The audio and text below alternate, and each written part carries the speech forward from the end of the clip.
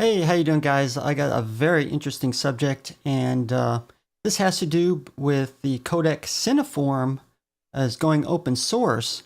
Now, CineForm was bought by GoPro in 2011, and of course, it's been developed ever since. They wanted to use it for their platform of portable cameras, and initially, I kind of written it off. I mean, saying I figure it was a high compression, format designed for a very small camera with limited storage space and all that. Of course, I haven't really, surprisingly, I haven't used my GoPro that much. Maybe 4 times. I'm probably going to use it for future projects.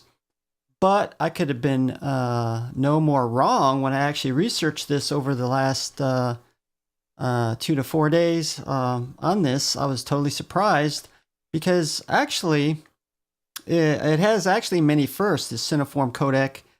It was the first lossless format, the first to do 3D stereoscopic, and I believe also the first to do from HD to 4K.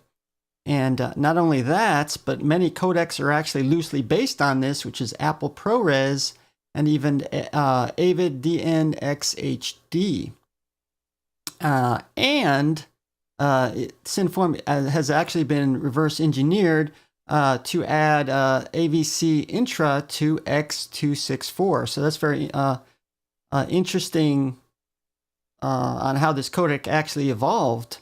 And now it's actually really interesting because this is considered an intermediate codec designed for editing in different video editors that doesn't need any specialized hardware to edit. Now, obviously, it's going to have larger file sizes. Of course, it's going to be a lot better to edit than something like H.264, and very similar higher compression rates. And it's also capable of doing 10-bit 422 and 12-bit 444. And now, of course, there has been some questions coming up with GoPro, and they recently got rid of their GoPro Studio, which I loved myself. I thought it was actually a pretty good editor type of thing. But the reason they did this was primarily to the new one, which is the Quick Desktop, is accelerated. I'm guessing maybe quick sync and or GPU accelerated. And they kind of mentioned the reasons why they open sourced it.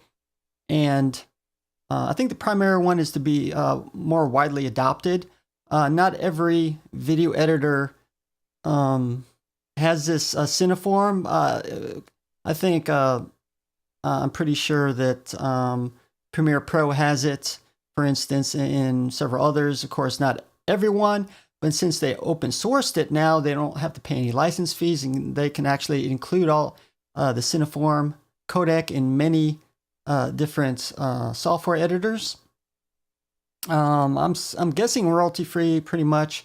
They do have a SDK to download from their website to be able to importing this codec and into developing into different things. Not only that, obviously they can, developers actually can improve on the codec itself. So this is really great news.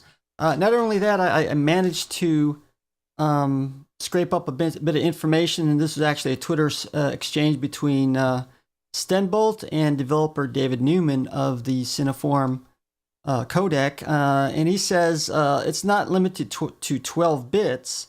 It can exceed 16 bits. It has been tested to 16K and theoretically probably could handle 32K. So if you ever see this codec included in various video editors, you might want to try it out because it actually looking quite good. And it may even become in the future standard industry standard just because of this. Give me your thoughts on this CineForm, if you used it before in your GoPro, and how well did it work out?